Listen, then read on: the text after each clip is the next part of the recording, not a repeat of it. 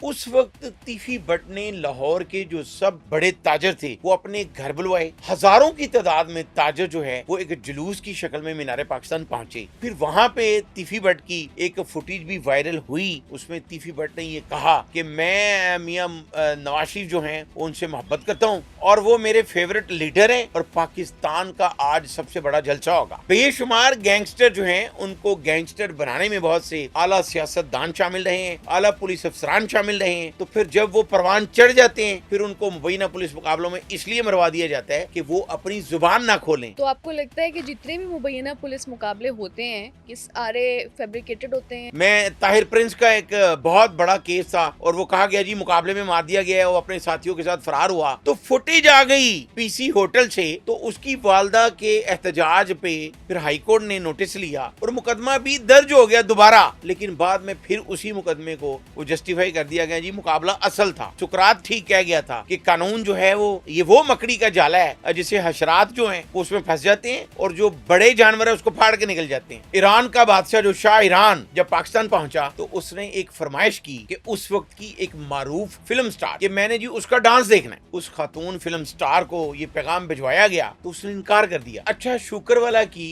Duty लगाई गई आला सियासी शख्सियत की तरफ से कि आप इसको लेकर आए। तो अच्छा शुक्रवाला उसको अगवा करके लाया और उसे वहां पहुंचाया गया। आरफ अमीर टीपू ट्रकावाला को अपने बाप के सारे कातिलों का पता चल चुका था और बेशुमार कातिल इंस्पेक्टर नवीद सईद और दीगर पुलिस अफसरान से टीपू ट्रकावाला ने पैसे दे के इसी तरह मरवाए जो आज कहानियां चल रही हैं। उनका क्या फायदा था? जैसे बताने पुलिस अफसरान ने दुश्मनी बढ़ा दी। ये लालच है जो हमारे कानून के आड़े आती है। कानून बनाने वाले जो हैं वो कानून को ब्रेक करेंगे तो फिर ये कैसे एक्सपेक्ट कर सकते हैं। भोला सुनहरा टॉप 10 का वो सरप्रस्त था पूरे पाकिस्तान में। हनीफ उर्फ हनीफा का फिर एक जस्टिस के कत्ल में भी नाम आया और पाकिस्तान की एक आला सियासी शख्सियत उस पर भी इल्जाम आया। जो साबिक आईजी सिंध थे राना मकबूल, उन्होंने उस सियासी शख्सियत को इंस्पेक्टर नवीद सईद के जरिए तफ्तीश भी करवाया। बाद में वो बेगुनाह हो गए। हमारा कल्चर ऐसा है। अस्सलाम वालेकुम, वेलकम टू एक podcast and I am your host Javeria Ajmal.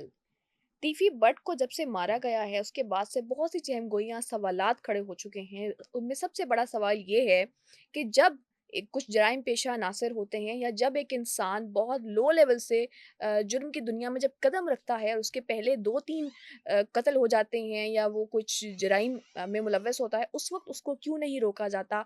उस वक्त उसकी सरपरस्ती कौन ऐसे इदारे कर रहे होते हैं कि वो इतना बड़ा गैंगस्टर बन जाता है? बहुत सी हम स्टोरीज़ पहले भी डिस्कस कर चुके हैं इस हवाले से कि कोई बर्फ़ फ़रोश जो होता है वो इतना बड़ा गैंगस्टर बन जाता है, कोई फर्नीचर का काम करने वाला, कोई जिसका जुर्म की दुनिया से कोई ताल्लुक़ नहीं होता, वो लोग भी जराइम में मुलव्वस हो जाते हैं और इतने बड़े गैंगस्टर्स बन जाते हैं। उसके बाद उनका ख़ात्मा होता है।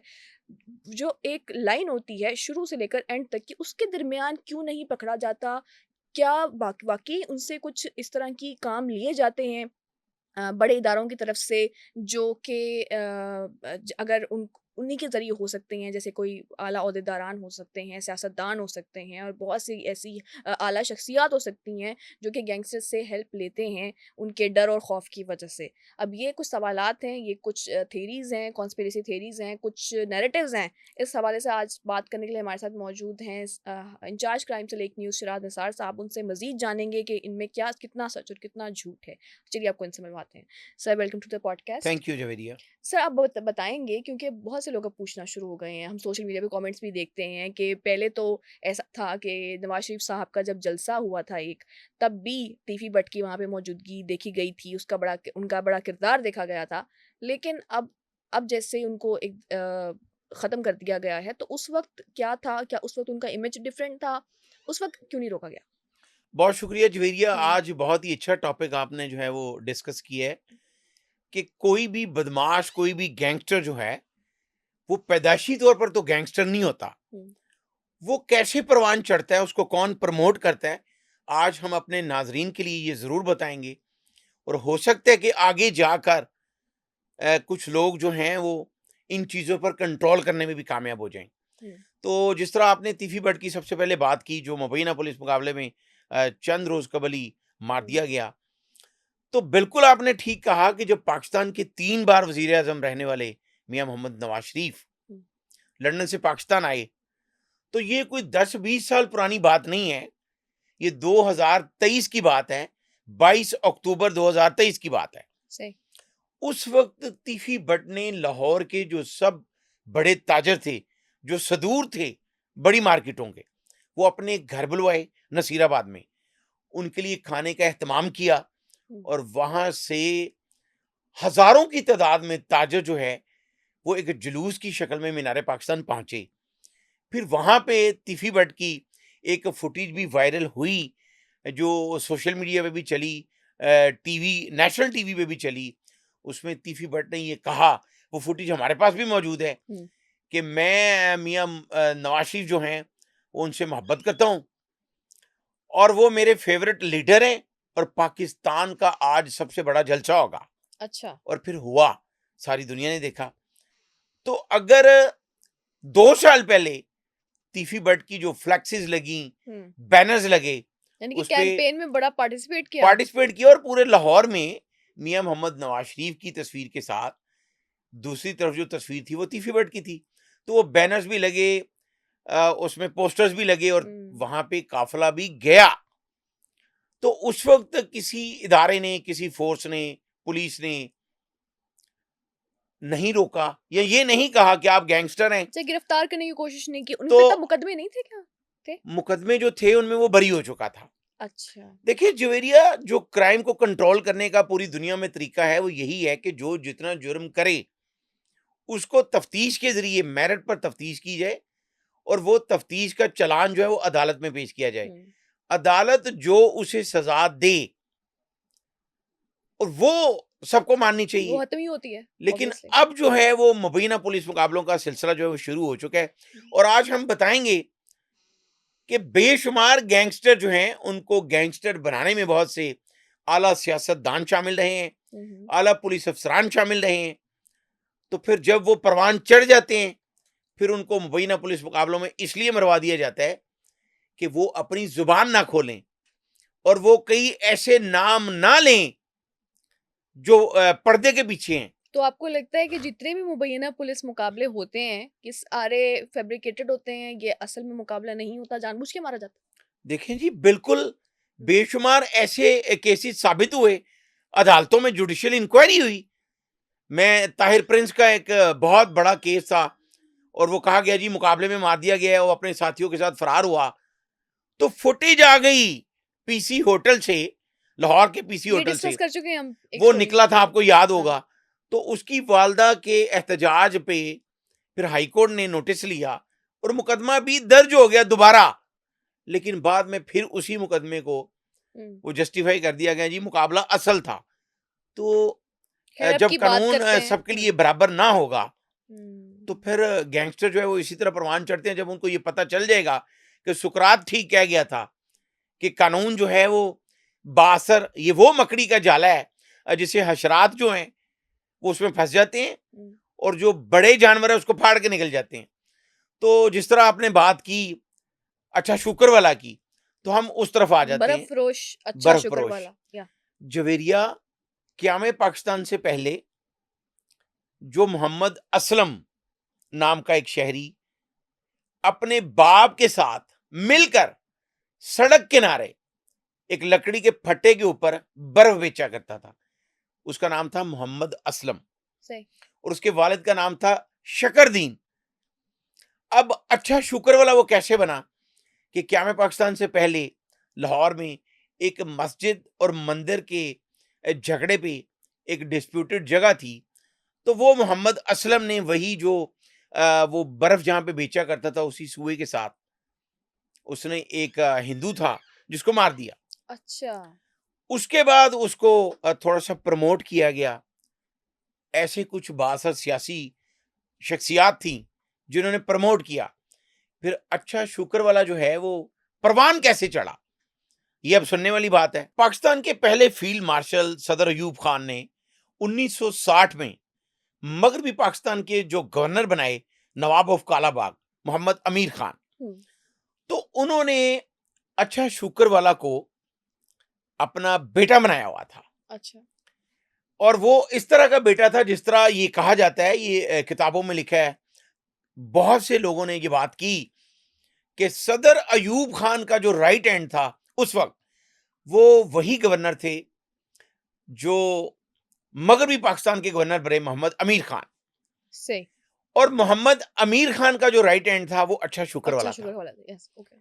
अब इसमें अच्छा शुक्र वाला को कैसे, किन कामों के लिए प्रमोट किया गया कि जब ईरान का बादशाह जो शाह ईरान जब पाकिस्तान पहुंचा तो उसने एक फरमाइश की कि उस वक्त की एक मारूफ फिल्म स्टार थी कि मैंने जी उसका डांस देखना है।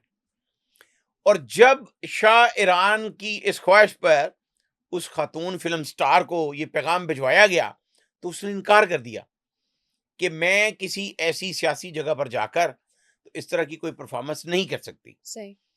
उसके बाद अच्छा शुक्र वाला की ड्यूटी लगाई गई आला सियासी शख्सियत की तरफ से कि आप इसको लेकर आए। तो अच्छा शुक्र वाला उसको अगवा करके लाया, जो उस वक्त पाकिस्तान की मारूफ स्टार थी, उसे अगवा किया गया और उसे वहां पहुंचाया गया। तो मारूफ स्टार के बारे में थोड़ा सा बताएंगे? चले, नाम अगर नहीं लेते तो थोड़ा सा नाम मैं मुझे इसलिए पता होना नहीं चाहिए कि लेना है चाह कौन। रहा कि उसका बेटा इतना बड़ा फिल्म स्टार है अच्छा कि मैं नाम लेना मुनासिब नहीं समझ रहा। वैसे सबको पता है अच्छा अच्छा। हबीब जालिब जो एक मजम्मती शायर रहे हम्म। हैं, उन्होंने नज़म लिखी। उसका मैं मरकजी ख्याल आपको बता देता हूं कि उसने उस नज़म में ये कहा कि क्या है लड़की, तुम्हें आदाबे शहनशाही नहीं आते, कभी कभी जंजीर पहनकर भी रक्स करना पड़ता है। ये मैंने हम्म, स्टार्ट उसका क्रक्स आपको बता दिया है। वो बहुत ही खूबसूरत नज़म है और उसमें बहुत ही अदब के साथ मजामत की गई हम्म, हबीब जालिब की तरफ हम्म, से। हम्म। तो हबीब जालिब साहब भी जेरे ताब आए इस नज़म की वजह से। वो तो अक्सर अपनी नज़्मों की वजह से आते तो थे। फिर इसका मतलब ये है कि जंगल का कानून जो है वो सब मान लें, उस पर कोई बात ना करे। जिस तरह आज सहाफियों को भी सच बोलने पे बहुत सी प्रॉब्लम फेस करनी पड़ रही हैं। हम्म, तो वापस आते हैं। अब ये बड़ी मजे की और सुनने वाली बात है कि जब मोहम्मद अमीर खान गवर्नर थे तो उन्होंने उसी अच्छा शुक्र वाला को एक शरीफ शहरी होने का सर्टिफिकेट दिया। अच्छा। उसको उस तमगा से नवाजा गया एक बड़ी तकरीब में कि अच्छा शुक्र वाला जो है वो एक पाकिस्तान का बड़ा ही मुअज़्ज़ज़ शहरी है, जो वो एक अगवा कर चुका था ऑलरेडी। वो अगवा कर चुका था। उसके बाद अच्छा। उसको ये तारीफी सनद दी गई। और फिर जब वो मगरबी पाकिस्तान के गवर्नर जो है वो बने टिक्का खान, तो उन्होंने उसी अच्छा शुक्र वाले पे उसको गिरफ्तार करने का हुक्म दिया सही। और गुंडा एक्ट 2 बार अच्छा शुक्र वाले की वजह से लगा। तो फिर अच्छा शुक्र वाला ने खुद पुलिस अफसरान के सामने कहा कि मुझे तो आपके कानून की समझ नहीं आती कि चंद साल पहले मैं पाकिस्तान का सबसे शरीफ शहरी था जो गवर्नर कह रहा है या और आज मेरी वजह से गुंडा एक्ट लग रहा है। हम्म, और उसी जो आपने अभी स्टार्ट में कहा कि फैब्रिकेटेड जो है वो एनकाउंटर होते हैं, तो 1968 की बात बता रहा हूं आपको। यही कहानी थी उस वक्त भी। उस दौर में 13 ऐसे पुलिस मुकाबले हुए। उस वक्त एक एसएसपी थे हाजी हबीबुर रहमान, हम्म, जो बाद में आईजी जाके रिटायर्ड हुए। तो उन्होंने जब गुंडा एक्ट लगा तो फिर उन्होंने 13 जो उस वक्त के नामी बदमाश थे उनको मारा भी, जिसमें जगा गुजर लाहौर का बहुत नामी एक बदमाश था जिसके नाम से जगह टैक्स आज तक मशहूर है। जी जी जी सही। वो भी मूवीज भी मारा बनी गया। हुई है, पंजाबी हाँ, मूवीज। वो भी हाँ। बनी है, बहुत सी अच्छा। फिल्में बनी हैं, बहुत सही। सी प्रमोशन हुई। उसी अच्छा शुक्र वाले ने अपना एक प्रोडक्शन हाउस भी बनाया और बदमाशों में बहुत सी फिल्में बनी। अच्छा। मलंगी एक ऐसा कैरेक्टर डिस्कस किया गया जो तो मतलब ये प्रोडक्शन हाउस भी गैंगस्टर्स के थे? अच्छा शुक्र वाले का अपना था। जग्गा गुजर ग्रुप जो था उनका अपना एक प्रोडक्शन हाउस था।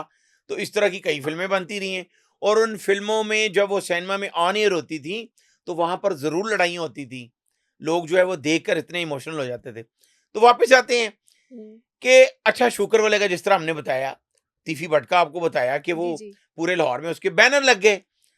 तो इसी तरह आतिफ चौधरी एक स्टूडेंट लीडर था, हम्म, एक कॉलेज एमयू कॉलेज लाहौर में वो जाया करता था। बाद अफराद का ये कहना है कि वो कभी पढ़ा ही नहीं, सिर्फ वो स्टूडेंट लीडरी के चक्कर में वहां पे जाता था, दंगे फसाद करता था। दंगे फसाद। लेकिन आतिफ चौधरी के मरने के बाद भी, हम पहले उसकी तफसील बताएंगे, लेकिन मैं ये बता दूं कि उसके मरने के बाद भी जब उसको मुबैना पुलिस मुकाबले में मारा गया तो उनके घर में, जो अंदरून लोहारी में आतिफ चौधरी का घर है, उसके माँ बाप के पास ब्लैक एंड व्हाइट टीवी था।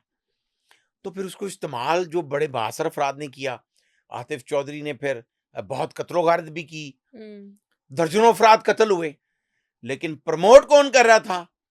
एक आला सियासी शख्सियत के घर में रहा आतिफ चौधरी। अच्छा, जब वो मफरूर था और पंजाब पुलिस को मतलूब था, तो तब वो इस सियासी शख्सियत के घर में था। वो ना सिर्फ सियासी शख्सियत के घर में रहा, बल्कि उस सियासी शख्सियत के जो सगे चचा थे वो आईजी रिटायर्ड हुए और उस वक्त वो आईजी तैनात थे।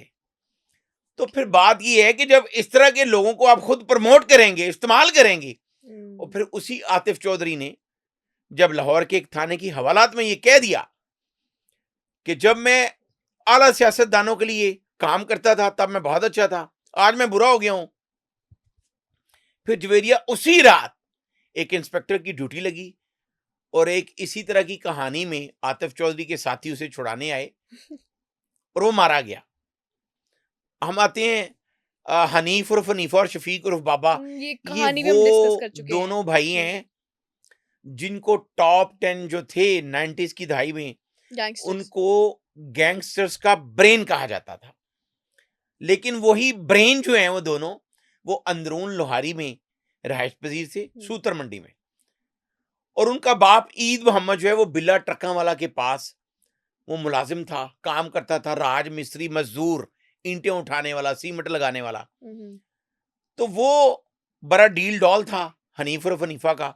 वो अपने बाप के साथ जब बिल्ला ट्रक्का वाला के पास गया तो बिल्ला ट्रक्का वाला उसको देख के खुश हुआ और उसको अपना मुलाजिम रख लिया, गनमैन टाइप मुलाजिम रख लिया। सिक्योरिटी गार्ड के तौर पे राज मिस्त्री का काम करता था वो बाद में जाके टॉप 10 बना, ब्रेन बना उनका। फिर जब एक डबल मर्डर में टीपू ट्रक्का वाला और शफीक और हनीफ दोनों भाई वो जेल में गए, तो उसी डबल मर्डर में एक और भी करैक्टर मलक हसान का भी नाम आया और वो बाद में बेगुनाह भी हुआ। उस वाकया में भी तीफी बट जो आप मुबैना पुलिस मुकाबले में मारा गया है, चूंकि उस वक्त तीफी बट का मलक हसान के साथ भी बहुत अच्छा ताल्लुक था और मलक हसान वही बिल्ला ट्रक्का वाला के साथ भी उनकी इस्लाम दुआ थी। तो ये सारे मोहल्लादार थे। दुश्मनियां तो बाद में लोगों ने बढ़ाई, पुलिस ने बढ़ाई, सियासतदानों ने बढ़ाई। अच्छा, वो हम आगे जाके बताएंगे। तो जब टीपू ट्रक्का वाला की जमानत हो गई तो हनीफ और हनीफा जेल में रहा, फिर वो बाहर आया। फिर एक डीएसपी सी कोतवाली के चौधरी सदीक, उन पर ये इल्ज़ाम लगा कि उन्होंने एक बासर शख्स के कहने पर हनीफ और हनीफा की बहनों को, भाभियों को सी कोतवाली ले जाया गया, उनको मारा गया। तो फिर हनीफ और हनीफा ने अपने भाई और बाकी साथियों से मिलकर प्लान किया कि बिल्ला ट्रक्का वाला को कत्ल करना है। फिर उसने किया और आरिफ हमीद टीपू ट्रक्का वाला को अपने बाप के सारे कातलों का पता चल चुका था और बेशुमार कातिल इंस्पेक्टर नवीद सईद और दीगर पुलिस अफसरान से टीपू ट्रक्का वाला ने पैसे दे के इसी तरह मरवाए जो आज कहानियां चल रही हैं। लेकिन तीफी बट का उसमें नाम नहीं था। और हम ये क्यों कहते हैं बार बार, कोई तीफी बट हमारा फुफी का बेटा या टीपू ट्रक्का वाला जो है वो हमारा कुछ नहीं लगता, क्योंकि आप पिछले जर्नलिस्ट को डिस्कस कर चुके हैं। ये बताना चाहिए कि सच क्या है। तो फिर बिल्ला ट्रक्का वाला के एफआईआर से चलान तक तीफी बट का नाम नहीं था। तो दुश्मनी किस बात की थी? दुश्मनी फिर पास बैठने वाले मुफाद प्रस्त लोगों ने बढ़ाई, पुलिस अफसरान ने बढ़ाई। उस वक्त के जो एसपी थे चौधरी शफकात मरहूम, जो आज मरहूम है, उन्होंने बढ़ाई, जो टीपू ट्रक्का वाला को कहते थे कि मैं तुम्हारा चचा हूं। तो उसके बाद जब ऐवान अदल पे भी फायरिंग हुई तो उन्होंने ही मुकदमा दर्ज करवाया अपनी मर्जी का। उनका क्या फायदा था? जैसे बताने पुलिस अफसरान ने दुश्मनी बढ़ा दी, उन्होंने जवेरिया ये आपको भी फायदा पता है, जो मेरे मुंह से सुनना चाहती है मैं बता देता हूँ। ये तमा नफसानी होती है, ये लालच है जो हमारे कानून के आड़े आती है। तो अगर वो कानून बनाने वाले जो हैं वो कानून को ब्रेक करेंगे तो फिर ये कैसे एक्सपेक्ट कर सकते हैं? अब जिस तरह आज वजीर पंजाब मरीम नवाज ने एक बहुत अच्छा इनिशिएटिव लिया और जो हमारी सूबाई वजीर हैं उज़मा बुखारी, उन्होंने आज प्रेस कॉन्फ्रेंस में ये कह दिया है कि लाहौर और गिरदोनवा में पंजाब में जिसके पास नाजायज असला है वो जमा करवा दे, उसके खिलाफ कोई मुकदमा नहीं दर्ज की जाएगा, चाहे उसके पास कोई तोप पड़ी है। तो ये तो एक बहुत अच्छी बात है। लेकिन जिसके पास लाइसेंस भी है वो जाकर खिदमत मरकज में, पुलिस के मरकज में वो हम्म, बताएगा कि मेरे पास इतने लाइसेंसी हथियार मौजूद हैं। अच्छा। तो अब वो उसको भी ये कम करना चाह रहे हैं कि अगर एक बंदा कहता है जी मेरे पास 5 क्लैशनकोफ हैं, तो उसे साबित करना पड़ेगा कि उसने क्यों रखी हुई हैं।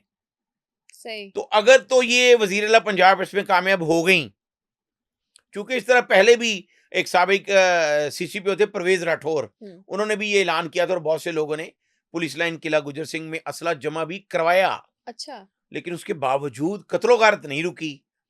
तो ये बहुत अच्छा इनिशिएटिव है। असला जो है वो हम्म, उसको बिल्कुल नहीं होना चाहिए। आज तो जो पान फरोश है उसकी दुकान पे भी असला मौजूद होता है।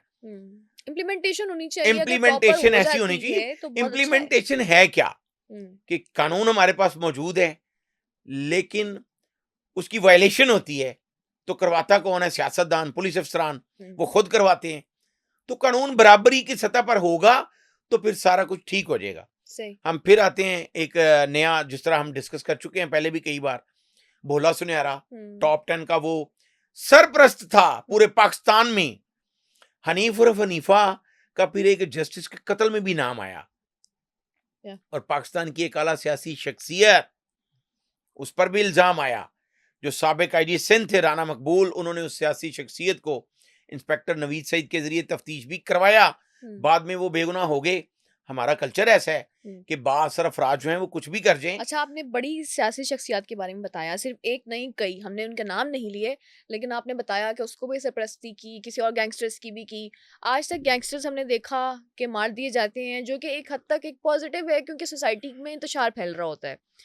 आप, लेकिन मैंने नहीं देखा कि कभी किसी बड़े पुलिस अफसर पे या किसी बड़े सियासी जो भी आदमी है उस पे कोई मुकदमा दर्ज हो या उसकी तफ्तीश हो या इस इन मामलों को उठाया जाए। ऐसा क्यों नहीं होता, इवन दो वो उस वक्त उसमें इक़्तिदार में भी नहीं होते? जवेरिया, ऐसा हुँ, इसलिए नहीं होता कि यहाँ पे कानून सबके लिए बराबर नहीं है, हुँ, इसलिए नहीं होता। अब एक हमने सिस्टम बनाया है मोटरवे, तो मोटरवे पे सदर फारूक लगारी का भी चलान हुआ। वहां पे 42 वफाकी वुजरा और सूबाई वुजरा के चलान हुए, क्योंकि वहां पे एक सिस्टम बना। हुँ, हमने खुद बनाया, ये हमारा हिस्सा है, पार्ट है मोटरवे। लेकिन जब हम इस तरह के गैंगस्टर्स को खुद प्रमोट करेंगे, उनसे फायदे हासिल करेंगे, उनके पैसे लगवाएंगे, हुँ, उनको जलसों के लिए कहेंगे, उनसे हम हड़तालें करवाएंगे और बाद में हम उनको मरवा भी देंगे, हुँ, तो फिर इस तरह प्रमोशन होती है। लोगों को ये समझ आ गई है, हमारा जो कल्चर बना हुआ है।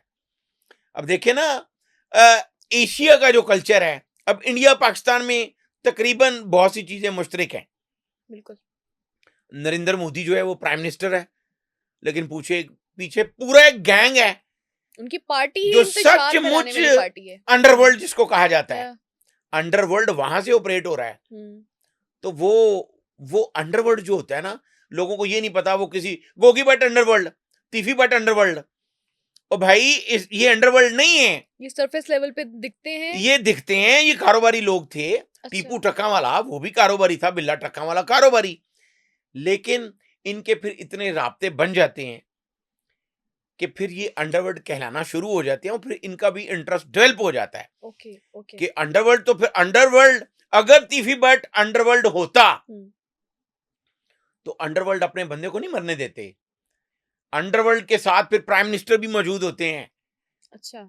अंडरवर्ल्ड के साथ नरेंद्र मोदी सरपरस्ती करता है। लेकिन आपको लगता है कि तीफी बट के अब इस तरह मरने के बाद अब इस कल्चर में थोड़ी कमी आएगी? जैसे आप कह रहे हैं कि कल्चर है कि सरपरस्ती की जाती है गैंगस्टर्स की या उनको प्रमोट किया जाता है, तो आपको लगता है कि अब कुछ ना कुछ सोसाइटी चेंज हो रही है तीफी बट के कत्ल के बाद? देखें जवेरिया, मैं 1968 की बात बता रहा हूं आपको। हुँ, 1968 में जो मोहम्मद शरीफ उर्फ जग्गा गुजर, उसका नाम मोहम्मद शरीफ था, अच्छा। उसका नाम आज भी उसके नाम पे फिल्में बनी। जग्गा टैक्स उसी के नाम से शुरू हुँ, हुआ। हुँ, तो जब उसको एक मुबैना पुलिस मुकाबले में मारा गया, वो लाहौर में पहले पुलिस मुकाबला शुरू हुआ था उस वक्त, जो हाजी हबीबुर रहमान एसएसपी था उसने शुरू करवाया। हुँ, 13 वो लोग मारे गए उस वक्त 1968 में, जिनके नाम पे गुंडा एक्ट लगाया गया। और फिर तो 1970 में जो है वो क्राइम खत्म हो जाना चाहिए था। तो आपको आपको लगता है इससे क्राइम नहीं रुकेगा तो और ये वो चीज़ें? 13 अफराद के मरने के बाद क्राइम बढ़ा। अच्छा। आज जो हमारे प्राइम मिनिस्टर हैं, शबाशिब साहब। मियाँ शबाशिब साहब जब वो वजीर आला पंजाब थे तो उस दौर में 900 पुलिस मुकाबला हुआ, साथी उस वक्त भी छुड़ाने आए। अच्छा। तो फिर 900 पुलिस मुकाबले के बाद क्राइम को कंट्रोल हो जाना चाहिए था। अब मैं आपको बताता हूं कि पंजाब की जो तारीख है पुलिस की, 1972 तक 1 यूनिट सिस्टम था पाकिस्तान में। हम्म, उसके बाद 1972 में ये 1 यूनिट सिस्टम खत्म हुआ और प्रोविंशियल लेवल पे, सूबे की लेवल पे जो है वो, जैसे सूबा पंजाब, जी जी। पंजाब पुलिस हो गई, सिंध पुलिस हो गई, बलूचिस्तान पुलिस हो गई, ये हो गई। हम्म, तो 1972 के बाद आज तक 64 आईजी आ चुके हैं हम्म, पंजाब में, लेकिन थाना कल्चर नहीं तब्दील हो सका। इसकी वजह क्या है? आज भी आला पुलिस अफसरान को जो है वो खुली कचहरियां लगानी पड़ती हैं। एक उसी एसपी जो एसएसपी हुए जब चौधरी शफकात, तो उन्होंने ये सारे मीडिया के सामने कहा था कि अगर पुलिस अफसरान चाहे, एक एसएचओ चाहे, तो उसके इलाके में जुर्म नहीं हो सकता, बाकी अफसरान को तो छोड़ दें। तो फिर अगर जुराइम हो रहा है, अगर जगह जगह पे जुए खाने हैं, अगर जगह जगह पे ब्राथल हाउस हैं, अगर जगह जगह पे क्राइम हो रहा है, मनशियात फरोशी हो रही है, तो फिर उसकी सरपरस्ती कौन कर रहा है? लेकिन अब एक नैरेटिव है कि सीसीडी के आने के बाद सीसीडी, अब हम सब जानते हैं, हमने सुना कि एक बिल्कुल जैसे ना चेंज कर देती है, रिफॉर्म कर देती है एक सोसाइटी को, कि बहुत से जो पहले हरासमेंट के इश्यूज हमने देखे कि सीसीडी ने कैसे उनको पकड़ा, और ये सारा कुछ फौरन से कोई इस तरह का मामला होता है तो उसका फौरन से उनका सॉफ्टवेयर जिसको अपडेट कहते हैं वो हो जाती है। अब सीसीडी के आने के बाद टीवी बट का कत्ल हुआ। अब लोग कह रहे हैं कि सीसीडी जैसे ऐसा लगता है कि कोई बहुत रिफॉर्म करने वाली एक डिपार्टमेंट है, बिल्कुल नया है, और अब हमें कुछ नई चीजें देखने को मिलेंगी। तो ऐसा आपको लगता है? चले जवेरिया, मैं आपसे एक सवाल करता हूं। आप माशाल्लाह एमफिल किया आपने, हम्म, सीसीडी का नाम सुनकर हम्म, आपने मेरिट पे जवाब देना है, तो आपको एहसास तहफ़्फ़ुज़ पैदा होता है या आप में खौफ आता है कि यार वो सीसीडी? सच बताना है आपने। दोनों। दोनों। दोनों। ठीक है, तो फिर देखें, एहसास तहफ़्फ़ुज़ जो होता है ना, वो मेरिट पे होता है। हम्म, आपने शाहीन फोर्स का नाम सुना है कभी? या सुना है। Shaheen force, Ababeel force, eagle squad, Mujahid force, ये सारी वो फोर्सेस हैं जो लाहौर में ऑपरेट हुई। अच्छा। आज वो गायब हैं। हम्म, ओसीयू, ऑर्गेनाइज क्राइम यूनिट खत्म कर दिया गया। हम्म, सीआईए खत्म हो गया, सारे खत्म हो गए। बड़े पुलिस मुकाबले किए सीआईए ने। सबसे ज्यादा मुकाबले आज तक लाहौर और पंजाब पुलिस में सीआईए ने किए, ऑर्गेनाइज क्राइम यूनिट ने किए, लेकिन आज वो खत्म हो गए, सीसीडी आ गया। अरबों रुपए का जो बजट है हमारा, उसको प्रमोट ये करना चाहिए। अब शहरियों में एहसास तहफ़्फ़ुज़ के साथ साथ उनमें खौफ भी पैदा हो रहा है। कम्युनिटी पुलिसिंग क्या है? जो पूरी दुनिया कामयाब है, जो फोर्सेस कामयाब हैं पूरी दुनिया में, वो कम्युनिटी पुलिसिंग की बुनियाद पे हैं। हमारे साबिक सीसीपीओ ने ये कहा था, परवेज राठौर हमारे बड़े अच्छे दोस्त हैं वो, उन्होंने कहा था कि 80% जुराइम को कंट्रोल, क्राइम को, और जो गैंगस्टर हैं, डाकू हैं, वो हमने शहरियों की मदद से पकड़े हैं। और दुनिया का कोई पुलिस ऑफिसर जो है वो इस बात को डिनाई नहीं कर सकता कि शहरी अगर मदद करें अपनी फोर्स की तो फिर ज्यादा अच्छा काम हो सकता है। लेकिन यहां पे सीसीडी बहुत अच्छा काम कर रही है जी, मान लेते हैं, लेकिन क्या एहसास तहफ़्फ़ुज़ पैदा हो रहा है? चंद अफराद जिनके साथ जो मुतासरीन है वो कहेंगे जी बहुत अच्छा हुआ, ठीक है, लेकिन खवातीन को तहफ़्फ़ुज़ एक तरह से फ़ील होना शुरू हो गया, शायद कि हरासमेंट के इश्यूज़ नहीं होंगे अब। देखिए हरासमेंट के इश्यूज जो हैं वो कितने हैं? 26 करोड़ आवाम में कितने केसेस आए हैं सामने? सैकड़ों, चंद? ये तो नहीं है, कुछ लाखों की तादाद में तो नहीं है। लेकिन डेली बेसिस पे अब भी हो रहे हैं। डेली हरासमेंट तो बेसिस ये पे भी है हैं, कि आप लेकिन बगैर देखें किसी इस तरह का जो बंदा है हुँ, उसके लिए कानून को सख्त करना चाहिए, सजा दिलवानी चाहिए। हुँ, अब जो पिस्टल चल रहे हैं, और हुँ, ये जो चीज होती है, ये दिमागी खलल है, उसको ठीक करना चाहिए। हमारा अरबों रुपए का बजट है, तो हम अपनी तफ्तीश को प्रमोट करें, जो तफ्तीशी विंग है। हाँ, अगर हम इस तरह तफ्तीश ना करें और साथी छुड़ाने आ जाएं, तो फिर सीसीडी का यही नाम बनेगा कि यार ये तफ्तीश नहीं करते। हुँ, तो ये सीसीडी पे भी एक सवालिया निशान है। अगर सीसीडी की ही बात मान ली जाए कि 900 हमला तो सीसीडी पे हुआ है, जो साथी छुड़ाने आए हैं वो फिर इन अफराद से तो ज्यादा बासर और तरबीत याफ्ता हैं जो सीसीडी से छुड़ाने आ गए हैं। अब जो तीफी बट को छुड़ाने आए रहीम यार खान जैसे जंगल में, तो फिर वो तो तीफी बट से ज्यादा बासर और तरबियत याफ्ता थे। जो सीसीडी और रहीम यार खान की टीम से तीफी बट जैसे बंदे को छुड़वा कर ले गए, हम्म, तो फिर ये फोर्स की मेरा तो ख्याल है इंसल्ट है। नहीं छुड़वा के तो नहीं ले गए, वो आए थे छुड़वाने, उसी वक्त मुकाबला हुआ और तीफी भट्ट को गोली लग गई। नहीं जी, वो छुड़वा कर ले गए, वहां पे 2 मुकदमे दर्ज हुए हैं। अच्छा। हाँ, ये हम नाजरीन के लिए बता देती हैं कि 2 मुकदमे ये दर्ज हुए। पहला मुकदमा ये होगा जो छुड़वा कर ले गए।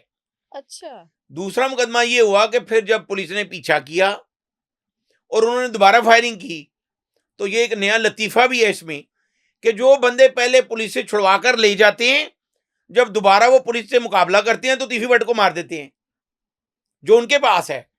तो क्या उन्होंने पुलिस को पीछा करते हुए देख के तो अपनी गन्स का जो है वो रुख सिर्फ तीफी भट्ट की तरफ कर लिया? तो ये चीजें जो है फिर ये मजाक का खेल भी लगती हैं। थोड़ी सी ना स्टोरी में ऐसे लग रहा है कि बहुत क्लियर नहीं है, यस। क्लैरिटी नहीं है स्टोरी के और अंदर। फिर दूसरी मे बात बी ये आने वाले देखें, वक्त में आ अगर सीसीडी बाई फोर्स हम्म, सहाफियों को रोकना चाहे तो रोक सकती है, लेकिन अगर सीसीडी ये कहे कि हमने जो कह दिया है तो ये ठीक है, तो ऐसे माना नहीं जाएगा। तीफी भट्ट जैसा मुलजिम जो है उसको दुबई से लाहौर भी लाया जा सकता था, कराची लेकर गए, बाजराए का ये भी कहना लाहौर लाए वापस लेकर गए। तो ये तो यहाँ तीफी भट्ट जिंदा होता तो वो बताता, यहाँ वो पुलिस अफसरान जो हैं वो बता सकते हैं। बीच में जितना भी मामला है वो तो फिर आहिस्ता आहिस्ता ही सामने अब आएगा। जवेरिया अभी एक बड़े सीनियर जर्नलिस्ट है मोहसिन भाई, जी जी। उन्होंने जो एक नया कट्टा खोल दिया है, उन्होंने ऐसे ऐसे इल्जामात लगाए हैं। उन्होंने अपने बयान में कहा है, उन्होंने कहा है कि सीसीडी ने जो है वो मुबैना पुलिस मुकाबला किया है, और उन्होंने बकायदा आईजी पंजाब डॉक्टर उस्मान अनवर का नाम लिया है, सुहेल जफर चट्टा का नाम लिया उन्होंने, और उन्होंने ये भी कहा है कि मैंने इंटरपोल और यूएई की हुकूमत को तहरीरी तौर पर आगाह करना है कि अच्छा। आपने तीफी भट्ट को पकड़ के इनके हवाले किया है। बल्कि उन्होंने अपने बयान में लफ्ज इस्तेमाल किया है कि बुचर्स को दे दिया है जिन्होंने मार दिया है। तो देखें, तफ्तीश होनी चाहिए। हमारा इस पे बहुत से लोग ये भी कहते हैं कि इदारों पे, तफ्तीशी विंग पे, अदलिया पे एतमाद नहीं है। जब आप मेरिट पे तफ्तीश कर, देखिए अदलिया क्या क्या है कि जो पुलिस ने तफ्तीश करनी है, जो चालान जमा करवाना है, उस पे अदालत ने फैसला करना है। तो जब आप तफ्तीश ही उस नहज पे ना करेंगे, मेरिट पे ना करेंगे, तो फिर अदलिया क्या करेगी? आदम सबूत की बुनियाद पर बेशुमार ऐसे लोग हैं, जैसे जावेद भट्ट का जो कत्ल हुआ, जो तीफी भट्ट का बहनोई था, अब उसमें पुलिस लिख रही है कि जी अजहर और इलियास जो 2 शूटर पकड़े गए हैं, उन्होंने कत्ल किया है। उनको हायर किसने किया? एक आरव भट्टी नाम का जो अमीर बलाज का ड्राइवर था, वो ऐसा कैरेक्टर है जो आज तक सामने नहीं आया। अब वो अंडरग्राउंड है, वो किसके पास है वो सबको पता है। उसी में नाम आया अमीर मसहब टीपू ने प्लान करवाया। अमीर मसहब टीपू की भी उसमें शवाहिद ना होने पे जमानत हो गई। अब वो जो 2 शूटर जिनको पुलिस लिख रही है कि ये मौके पे मौजूद थे, उन्होंने मारा है, उनकी भी जमानत हो गई। तो तीफी भट्ट को मार दिया गया। मोहसिन बेग साहब ये कह रहे हैं कि ये सारा प्लान है और ये मुखालिफ ग्रुप के कहने पे ये इल्जाम लगाया उन्होंने भरमला, तीफी भट्ट को मारा गया। ये तो अक्सर चेमगोइयां आजकल चल रही हैं। अब देखिए, जो मावरा अदालत कत्ल है वो इंटरनेशनल लेवल पे भी आप डिस्कस होते हैं।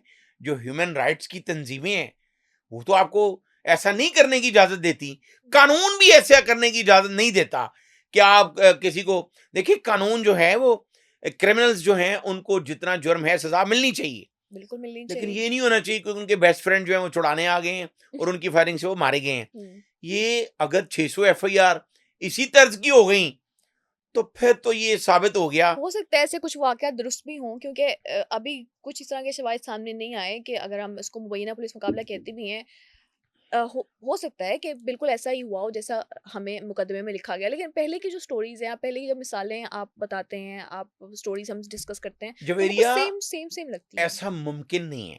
अच्छा। ऐसा मुमकिन ही नहीं है। हम एफआईआर के मुताबिक बात करेंगे तो फिर भी मुमकिन नहीं है। कि ये कैसे मुमकिन है कि 7 बंदे आए, चलें जी छुड़ा लिया, आपकी बात मान लेते हैं, सीसीडी की बात मान लेता हूं मैं आपकी वजह से, ठीक है, कि सीसीडी ने जो पर्चा दी है अगर उसको तस्लीम कर लिया जाए कि 7 बंदे छुड़ा के ले गए गन पॉइंट पर सीसीडी से तीफी भट्ट को, 2 गाड़ियों पे आए जो एफआईआर की तहरीर है, और उनको सामने आने पे शनाख्त भी किया जा सकता है, ये भी लिखा हुआ है। तो भाई वो फिर इतने तरबियत याफ्ता, जब आपने उनका पीछा किया, उन्होंने फायरिंग भी की, उनका कोई बंदा जख्मी नहीं होता। जो 7 अफराद थे, तीफी बट तो मारा गया उनकी फायरिंग से। तो फिर आपने फायरिंग नहीं की, आपने ये भी शो किया कि हमारे भी 2 जो मुलाजिम हैं उनको गोली लगी, छू कर निकल गई। तो फिर अगर जिस तरह आप फरमा रही हैं कि ये असली भी बात हो सकती है, तो फिर कम से कम सीसीडी और रहीम यार खान की पुलिस भी तो जदीद फायरिंग करती, जदीद असले से। उनमें से भी कोई एक आधा मुलजम मारा जाता। हाँ, अब ये पॉसिबल है कि अब वही कोई 7 मुलजिम दोबारा सीसीडी के हत्थे चढ़ जाएं और सीसीडी के पास ये इंफॉर्मेशन हो कि जी ये वही मुलजिम है, और उनके आगे से फिर कुछ 7 साथी उनको छुड़ाने आ जाए सीसीडी की हिरासत से। तो जो 7 तीफी बट को छुड़ा कर ले गए वो मारे जाएं, और फिर जो 7 हैं वो चले जाएं, पर्चा एक और दर्ज हो जाए। खैर, ये तो बहुत हाँ, एक लंबी कहानी है, बहुत लंबी डिबेट है, अगर हम इस पे हाँ। बात करें। एंड पे एक ही सवाल करना चाहूंगी, गोगी भट्ट किधर है? देखें जी, गोगी भट्ट तो हमारे दफ्तर में नहीं है। जिस तरह आपने पूछा किधर है, तो इधर होता मैं बताता, वो साथ वाले कमरे में चाय आपको पी पता रहा है। है कि किधर है? गोगी भट्ट, हम्म, मुझे ऐसा लगता है वो पुलिस के पास नहीं है। अच्छा। हाँ, अगर पुलिस के पास होता, तो अगर तीफी भट्ट को साथी छुड़वाने आए हैं, तो बल्कि बड़ी मीम्स बन रही हैं कि गोगी भट्ट ने जो है वो ये मैसेज दे दिया है कि अल्लाह और उसके रसूल का वास्ता है, मेरा कोई हमदर्द मुझे छुड़ाने ना आए, और मेरी जो सजा है वो मुझे जेल में जाकर भुगतने दी जाए। तो ये फिर मीम्स कौन बना रहा है? अब बच्चे हैं, छोटे छोटे बच्चे मैंने देखे हैं फेसबुक पे, टिकटॉक पे, ये लगा रहे हैं। तो भाई ये फिर हमारे इदारों का मजाक भी बन रहा है। इस तरह नहीं होना चाहिए। होना क्या चाहिए? अगर क्राइम कंट्रोल करना है, मैंने आपको 1968 की मिसाल दी है कि उस वक्त जो नामी लाहौर के बदमाश थे 13, उनको मार दिया गया, उनके साथी उस वक्त छुड़ाने आ गए। अच्छा। देखा ना, उस वक्त भी आए, लेकिन क्राइम कंट्रोल नहीं हुआ। इसका कोई तफ्तीशी और विंग तरीका को होना चाहिए। मजबूत किया जाए। अब तफ्तीशी विंग में जब एक सब इंस्पेक्टर है तफ्तीशी और उसके पास 100 केसेस हैं, उनकी भी प्रॉब्लम्स हैं, तो वो फिर उसमें देखेगा कि यार को मैनू के फायदा होएगा, मैं पहले वो केस देख लूँगा, बाकी जो है वो पड़े रहेंगे। बेशुमार ऐसे केसेस जो पेंडिंग पड़े रहते हैं। तो इंसाफ के तकाजों को प्रमोट करना चाहिए। जो हमारा अरबों रुपए का बजट है, उसमें साथी छुड़ाने से क्राइम कभी भी कंट्रोल नहीं होगा, फॉर द टाइम बीइंग होगा। जैसे आज मैं भी कह रहा हूं जी, फॉर द टाइम बीइंग हो गया है, क्राइम कंट्रोल हुआ है। कुछ अफराद ऐसे हैं जो डिजर्व करते हैं कि उनके साथ इस तरह किया जाए, जो सीसीडी ने किया है। जैसे हम अक्सर जिक्र करते हैं, जैसे चूंग लाहौर में एक 18 साल की बच्ची को इज्तिमाई ज्यादती का निशाना बनाएगा, उसके खामन के सामने उसकी वीडियो बनाएगी। जो 4 मुलजम थे वो कब्र में है, वो सीसीडी की हिरासत से उनको छुड़ाने आए साथी। अच्छा। तो वो इस तरह के जो हैं वो जस्टिफाई हैं, लेकिन ये रूटीन नहीं होनी चाहिए, इस तरह नहीं होना चाहिए। हाँ, लेकिन इस वक्त जब हम सोशल मीडिया की बात करें ना, तो बहुत से लोग सीसीडी की तारीफ कर रहे हैं इस वाकये के बाद। ये भी कह रहे हैं कि बहुत अच्छा हुआ, बहुत अच्छा किया। देखें, क्योंकि मैं इस अवाम पे की राय ये है, नहीं मेरी कहूंगा, राय नहीं, अवाम की राय। अवाम नहीं कह सकते आप, ये वो हैं। आज भी मैं अपने तीसरे प्रोग्राम में अमीर मसहब को मुखातिब करके ये कहना चाह रहा हूं कि मैं कलमा पढ़ के कह सकता हूं कि अमीर मसहब के करीब कई लोग उसके झूठे हमायती हैं। वो उसको भी पता होगा, और वो जरूर वो उन लोगों को देखेगा। जैसे कई लोग आज से पहले उसके बाप के साथ थे। भोला गाड़ी टीपू ट्रक्का वाला का बेस्ट फ्रेंड था, ठीक है। तो उसने इस दुश्मनी को बहुत आग लगाई। सही। बाद में उसी टीपू ट्रक्का वाले से 4 करोड़ रुपए का फ्रॉड करके वो बाहर चला गया। तो ये खैर एक कलेक्टिव रिस्पॉन्सिबिलिटी है। yes. हमारे इदारों, जो हम हमेशा बात करते हैं, इदारों की भी, पुलिस अफसरान की भी, हमारे आला सियासी शख्सियात की भी, इक़्तिदार में जो हुकूमत है। लाहौर का दिल कहा जाता है ग्वाल मंडी। वहां पे दो दोस्त जो एक ही मोहल्ले में पैदा हुए, एक का नाम था मकसूद और दूसरे का नाम था हीरा गुजर और मकसूद। ये ग्वाल मंडी के एक मोहल्ले में पैदा हुए और दोनों परवान चढ़े इकट्ठे एक ही स्कूल में, प्री नर्सरी से शुरू हुए, यानी इतने बेस्ट फ्रेंड, और जवान हो गए। अब सबसे पहले उन बेस्ट फ्रेंड में इक़दाम कत्ल का एक मुकदमा कब दर्ज हुआ? जब इलेक्शन आए तो पाकिस्तान पीपल्स पार्टी के सीनियर रहनुमा जहांगीर बदर ने उसी इलाके में हीरा गुजर को पीपल्स पार्टी का दफ्तर बनाकर दिया, और जो मकसूद गुजर था, चौधरी मकसूद, उसको मुस्लिम लीग नून ने दफ्तर बनाकर दिया। अच्छा। अब वो इलेक्शन के दौरान दोनों दफ्तरों में उनके हमायती याफ्ता लोग बैठना शुरू हो गए, और वो दोनों बेस्ट फ्रेंड थे जो बचपन से स्कूल में गए, इकट्ठे रहे। तो उस इलेक्शन से पहले हवाई फायरिंग होती है उन दफ्तरों में, और थाना ग्वाल मंडी में एक मुकदमा दर्ज होता है इक़दाम कत्ल का 324 का। ये उस दुश्मनी का आगाज था, जो बेस्ट फ्रेंड थे उनके आपस में दुश्मनी आपस में दुश्मनी का। आज जिस वक्त हम पॉडकास्ट कर रहे हैं, 19 अफराद कत्ल हो चुके हैं उस दुश्मनी में। हीरा गुजर अपने 2 भाइयों समेत मारा गया, मकसूद गुजर भी मारा गया। उसी दोनों फैमिलियों के दर्जनों अफराद जेल में हैं, सैकड़ों बच्चे यतीम हो गए और औरतें बेवा हो गई। लेकिन ना तो मुस्लिम लीग नून के किसी रहनुमा ने, ना पीपल्स पार्टी के किसी रहनुमा में उनकी सुलह करवाने की कोशिश की। और ये जो 25-26 साल से दुश्मनी चल रही है, वो अभी तक जारी है। कई इश्तिहारी हो चुके हैं गुजर बरादरी में, कई उस तरफ भी, हालांकि 19 अफराद मारे जा चुके हैं। तो मैं उस फैमिली में गया हूं। वो हीरा गुजर ग्रुप की एक बहन है, भागा नाम की। अच्छा। तो वो अपने भाइयों को याद करके आज भी रोती है कि Obviously. मेरे 3 भाइयों को जेल से निकलवा कर। तो उस वक्त मरवा दिया गया था जब ख्वाजा रियाज महमूद होते थे, एक वो बड़े बासर थे। तो उन्होंने फिर उनका एक बेटा एसपी भी था, तो फिर उन्होंने जेल से निकलवा कर, और बाद अफराद का ये भी कहना है कि मकसूद गुजर की कब्र के करीब जाकर उनके साथी छुड़ाने आ गए। अच्छा। उन 3 गुजर भाइयों के, जिनको तफ्तीश के लिए जेल से निकाला और बाद में पुलिस की हिरासत से उनके साथी छुड़ाने आए। अच्छा। और वो तीनों मारे गए, तीनों भाई मारे गए। तो फिर आज तक तो किसी सियासतदान ने उन घरों में सुलह नहीं करवाई। तो ये सियासतदान, पुलिस अफसरान इस तरह के लोगों को इस्तेमाल करते हैं। इनको बढ़ावा कैसे मिलता है?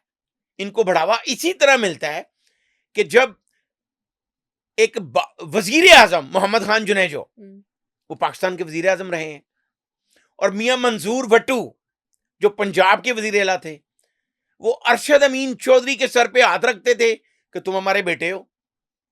तो अरशद अमीन चौधरी उस वजीर आजम के साथ बैठकर नाश्ता करता था, उस वजीर आला पंजाब के साथ बैठ के नाश्ता करता था। तो फिर अरशद अमीन चौधरी ने भी बड़ी कत्लो गारत की। अरशद अमीन चौधरी के साथी नवाज जट, जो स्टूडेंट लीडर था शादरा कॉलेज का, इंटर कॉलेज डिग्री कॉलेज में वो पढ़ता था, उसने मियां नवाज शरीफ की गाड़ी पे फायरिंग की। दयाल सिंह कॉलेज की छत से फायरिंग की, 200 गोलियां लगी मियां नवाज शरीफ की गाड़ी में। तो उसके बाद एक जो पाकिस्तान के 3 बार वजीर आजम रहे हैं, उस वक्त इलेक्शन लड़ रहे थे, वो उनकी गाड़ी पे फायरिंग होती है, और दूसरा वजीर आजम उसी पाकिस्तान का, उसी अरशद अमीन ग्रुप पे सर पे हाथ रख रहा है। तो सियासतदान इन स्टूडेंट लीडर्स को गैंगस्टर बनाते हैं, जो बासर अफराद होते हैं उनको गैंगस्टर बनाते हैं, और जब उनसे अपने काम निकलवा लेते हैं फिर उनको मरवाते भी हैं।